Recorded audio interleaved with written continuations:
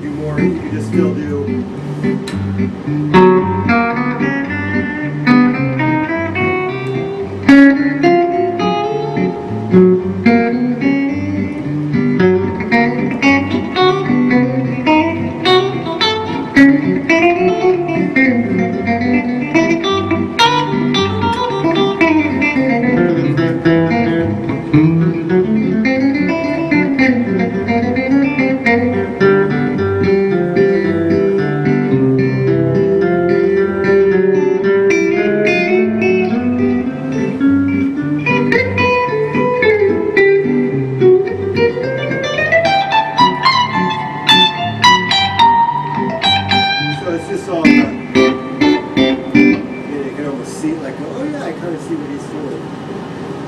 So, any questions?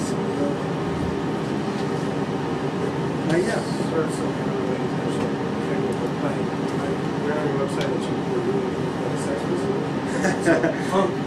Yeah. I'm not necessarily doesn't jive with the way I'm not thinking. I think it can. I'm just curious where that came from. Well, I mean, I just, if it does come out in my music live a little bit. I mean, it's not like, punk rock or anything, but I like Pete Townsend, the early Who, and I think that sounds kind of rock too. His chords played with a lot of fervor and beauty of a bar chord. I mean, I love, like I said, gentle things and things that, full of chords, but I also just like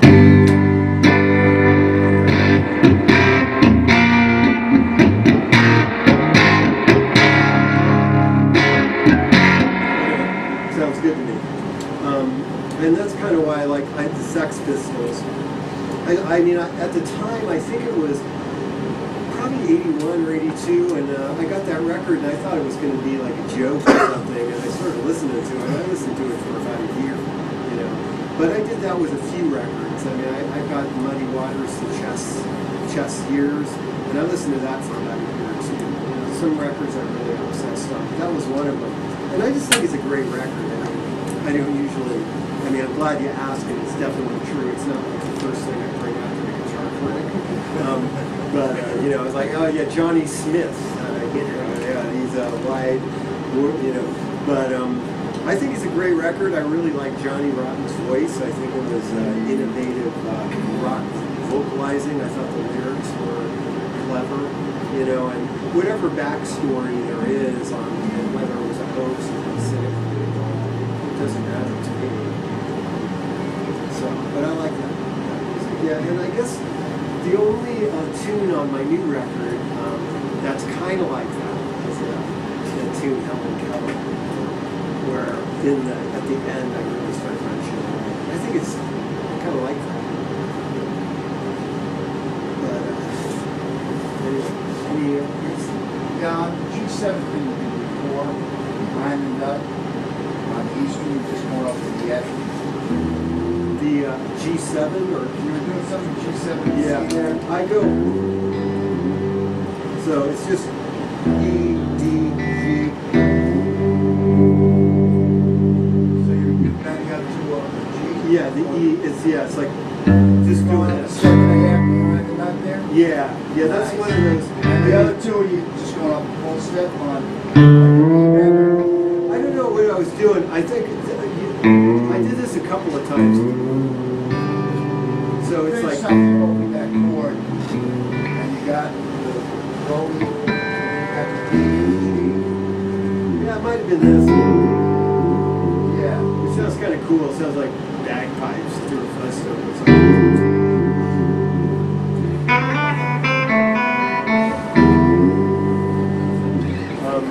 Yeah, but he did a 10 on the B and the G. Was it like a full step? I don't know. Okay. I mean, not Yeah, that you I guys mind. have remembered that. Yeah, I mean, most of the stuff I play, I kind of know. It's not like, oh, it's omitting greatness, and I don't know what it is, but I don't know what that, usually I kind of know what I'm going to do. Probably have done it before, but I don't know what that is. But with mainly in G, G's a real, G's easy. I mean, so one of the things I do a lot is this, and that's just A and D. works well if we're in G.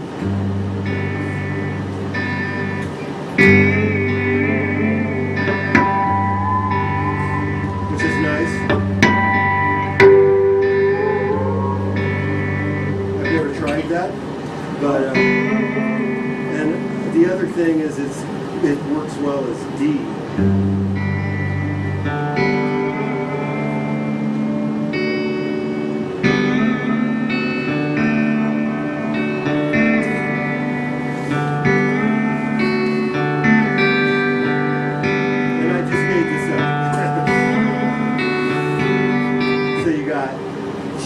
D7.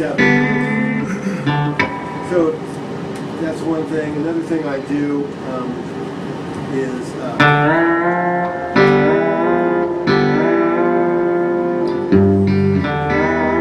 that's D up to F by steps. And the one I always like, because I just like it, is D.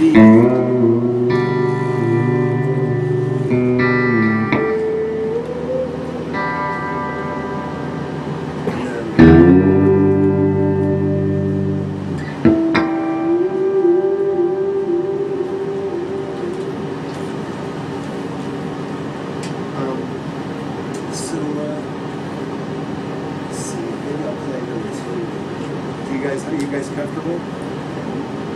Makes me over. Yeah. How did you like Bill Frisell? Yeah, you know, people tell me that, but I mean, I like Bill Frisell. I like his jazz kind of stuff, but I think I sound more like him than I kind of should sometimes. I mean, because sometimes people ask me, "Oh yeah, you're into Bill Frisell," and I'm like, "Well, kind of," but. I mean, I think it's just because I do this, you know. I mean, it sounds like Bill Frisell. I'm just worried that people are going to start going, "Oh, you play Italian like Bill Frisell." Yeah, I thought he was still looking for his headstock. But I do like Bill Frisell. I like the I have one of the country stuff he does. I don't really care for, to be honest. But he's a great musician. I think he's a genius. And, you know, I was watching a YouTube clip of him playing with Paul Motion and doing Stella by Starlight. It was incredible, you know. But some of the country stuff, I think he did a record called Nashville. I don't care for that. But, you know, but I could see the similarities. There's, you know, that wooden sound. Well, thanks. Yeah, I'm so. Yeah, he's not a gunslinger, you know, and yeah, and I appreciate that. I mean, neither am I, and like I said, sometimes, you know, not to beat a dead horse, that you're doing a clinic in Finland, like the moon, you know. But I mean, it's funny. I practice. I practice speed a lot. I practice like playing fast, but I never play fast. Really, not like, you know. It's nice to know you can.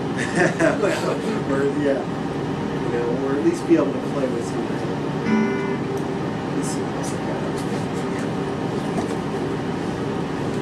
You don't do any of that bending groups? No, I brought that in case I was gonna. I don't know. I've been actually just playing that guitar. I love that guitar so much. No, I don't really do that. Yeah, maybe I'll play like a little Travis song. So I'll use that. It's a 225. Yeah.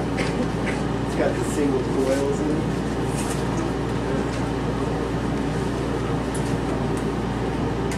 I love this. I love that.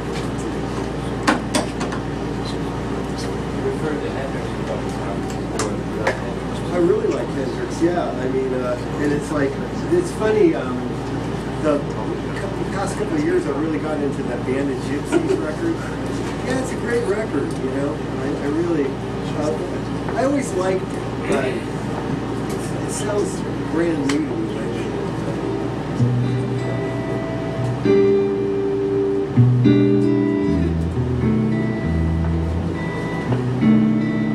I don't think I listen to too much guitar music though.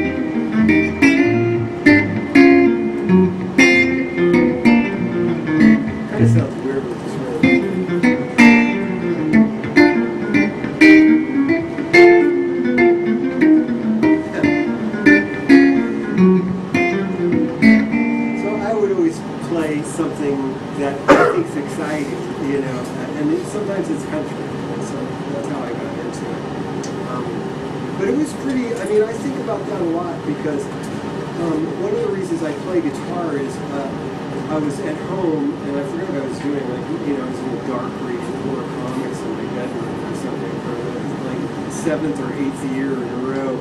And my father called me in the living room and he said, you know, you really ought to see this. And it was Roy Buchanan on a PBS special.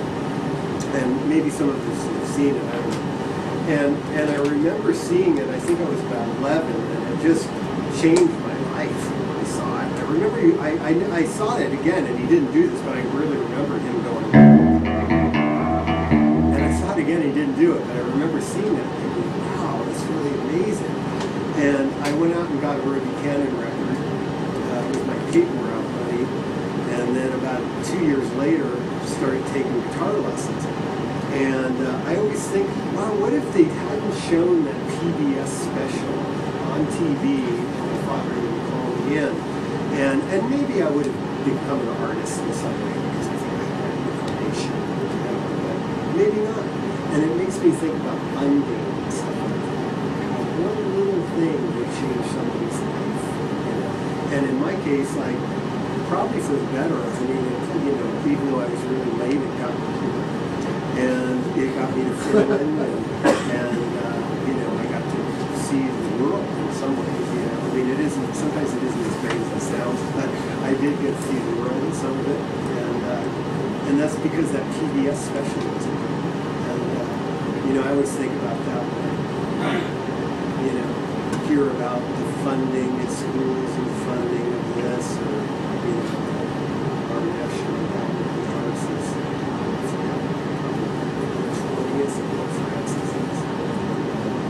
Think about all those PBS specials that changed people's lives. But anyway, and country was the same thing. There was one country song on that record, I'm Lonesome Fugitive, and it made me go get a little aggravated. And when I never forget, it was Ookie from Muskogee Live. And I was like, you know, I was like smoking pot all day and night at the time. Don't tell anybody. I was like, what's this? Like, this is like a Nazi. And you know, but I got the record, and I thought it was, after about a week, I thought, this is really beautiful. And Roy Nichols was playing guitar, and so that's how I got the record. Oh, yeah. I mean, I actually endorsed the Princeton Reverb, but I was using a Vibrolux for about 10 years. I've always used Fender amps, like ever since I was a kid. My first amp was a Fender Twin. I remember going down to Cupertino at the Guitar Warehouse one day, and the salesman was trying to teach me this and talk me into get buying a Randall. And I was like, that doesn't sound like a guitar. You know, when I plugged in the and this guitars don't sound like guitars to me. No, I was from San Francisco. But yeah, Cupertino. Yeah, there was a big country scene out there for a long time, and it kind of went away, you know. And a lot of it was a nice area, and it still is. I mean, San Francisco was great, but then it kind of got too, like, everybody gets high rent and they're getting intolerant. People move on top of the nightclub and then they close it. You know what I mean? And then there's this music scene just went away. I live in Brooklyn, and half the people I know are from San Francisco. That's how I live in Brooklyn. You know, James was like, San Francisco, my friend. And I played together in San Francisco. And there was a really good scene there for a while. I mean, I love New York. Mood, you know, it's just gonna say that.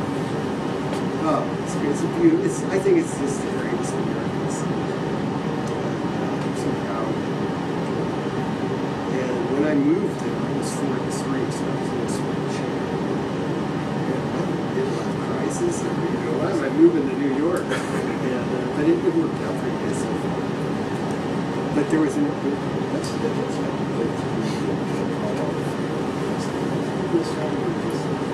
you know, I'm not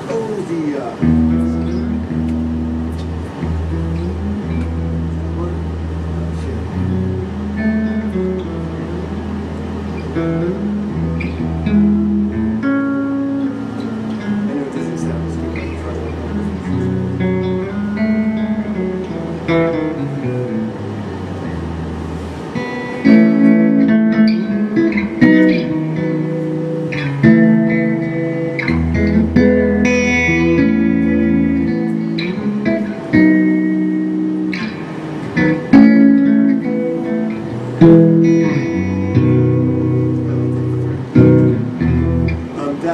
called Wishful Thinking, and that's off my record. I sell it as a commercial. It's off my record Table for One. So, but yeah, that video is like 160,000 hits and everything. And yeah, I mean, a lot of people. It's funny, one little thing. That's interesting. Really, I mean, we just, I mean, it's thank you. It's a lot of people really like it. But we did it at the living room at 10 a.m. And I remember I got to bed at 5:30 that night. And I woke up at like 7. An hour and a half late? Pardon me? Were you an hour and a half late? Yeah, I'm an hour. That's a given. But I was so bleary-eyed during that thing. But it worked out. They edited it really nice. There's going to be another one too. Thanks. I'm glad. And I mean, I think what's good about it is I'm like sincerely into the amp. I mean, I remember going on about how it's like looking at a Christmas tree, and I was like kind of embarrassed about that. I was being myself, and I do love the amps. But I play a Princeton. I think about an hour and a half ago somebody asked me about my amp, but I play Princeton's, and they're light, they're loud. I've been lucky enough to play really big venues. I played next to Pete Townsend at Shepherd's Bush in England, and I had Princeton, and it was plenty loud. And he said he liked my style. At the end, I was like so happy. He's a really nice guy. I was kind of bummed by the Super Bowl performance. Yeah, it's like, right? Yeah, lame. And even I was like, why did they do See Me, Feel Me, Touch Me? And there was some other song, like, Who Are You? You should have went and done Magic Bus or something kick-ass. I mean, I wouldn't go up to the football crowd. Hi, see me, feel me, touch me. You know what I mean? It's like, you should, it was like, and the medleys, because we saw, did you see Tom Petty? I was just Oh, Tom Petty? I thought Tom Petty was great. It was rockers. Well, anything was better than Who. I thought Zach. And well, I was rolling with Big Jackie. Big Jackie turned up a sound and it's just like we're a tough audience. I'm going to make a point never to play Super Bowl halftime. But I how did you get your break? How did you get your break? What did you do? Were you playing with bands? Well, I'm still, I mean, what define break? Beer break. Water break. Well, I guess my break, there's like a series of breaks that happen. Some minor, some fractures. But was when I was about 28 or 29, these guys I knew started a record label at the time when I was in 20s. And they asked me to be the staff guitar player. They had a bunch of people that played guitar. And so I remember they said, look, we could pay $800 a month. Wow, that's a lot. Yeah, well, I wasn't a little hot there. But, not that I don't think they should. But, and that was really, so that, I became a professional musician. And that helped me. And then really another, just moving to New York.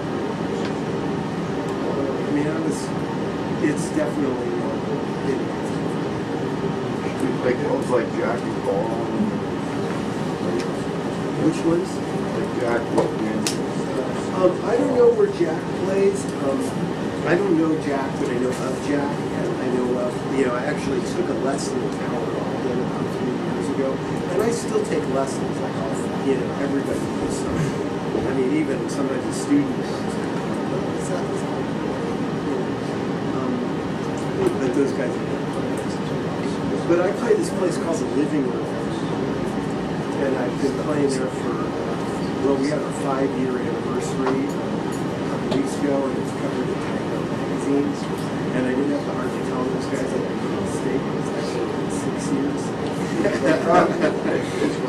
So that's kind of my gig. And then I played with Mark Wainwright for a while. I saw that same thing. Nora Jones. So we might do another Little Lily's record too. Like I have to get done in January. He gets sold. Mainly I just play the living room. I played duet with this guy Adam Levy, who is Nora Jones' regular, but he's a great guitar player. And we do duet. And that's about what I do. You don't tour. Not as me, because I can't really, it's kind of hard to get a booker, you know? I mean, the States is really tough. Like, I mean, nobody I really know tours the States. There's a number of reasons, but things are easier in Europe because you actually get paid. You know, and I mean, not to say this isn't a great. This feels very Europe, but I don't know. It's just a little. You just kind of get paid there. In the U.S., you really don't. You know, it's more survival of the fittest and that kind of thing, like what America's known for. But in Europe, for example, if I was going to go to Belgium, and I might, they'd have some government subsidy to help us go out there. And they have clubs where they're government subsidized, and they make sure that the programs are, like they have classical music, they have this kind of music, like they kind of oversee the, yeah. I mean, it's kind of great in a way. I mean, at least from my perspective, I don't know if the next step is, you know, everybody looks the same or something. I don't know. I'm not afraid of it, but it seems like a great thing. And I mean, it's obviously easier there too. I mean, you know, I'm trying to think like. There's so many good small venues in this area, the musical and Perry. Yeah, I mean, maybe I'll look into it because this is easy. You know, I mean, even though I've punctuality problem. This is no problem, but I mean, like going to Boston, then going to DC, then going there and going there. It's like kind of tough, you know. But then back to Europe, like Denmark has 5 million people, you know, so it's kind of easy to govern something like that. You know, I mean, that's what I was thinking about, like when they did the healthcare thing. Because, you know, sometimes you'll go to other countries and think, wow, this is really fantastic. But I guess it's harder. I mean, it's easier to govern. I mean, what 5 million people is nothing. We have what, 300 million or something like that? So it's a little harder to go, yeah, we're going to support all the arts. You know, anybody who plays guitar, yeah, we'll give them money. You know, so I mean, there's that. But anyway, so much for my political views. You're good at that. Well. Sorry I was late. You guys were really kind. I was kind of nervous about doing this. I actually practiced a whole bunch of solo tunes that I ended up not playing. Come back. The next time. Yeah, I think I owe you one. So we'll be late.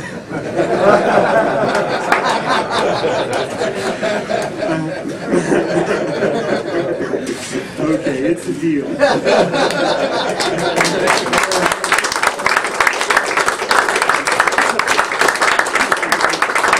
Thanks to Mike, too. Mike was really great to drive me down here. I know we were late, but a lot of it was my fault. Anyway, Mike Alvin, thank you.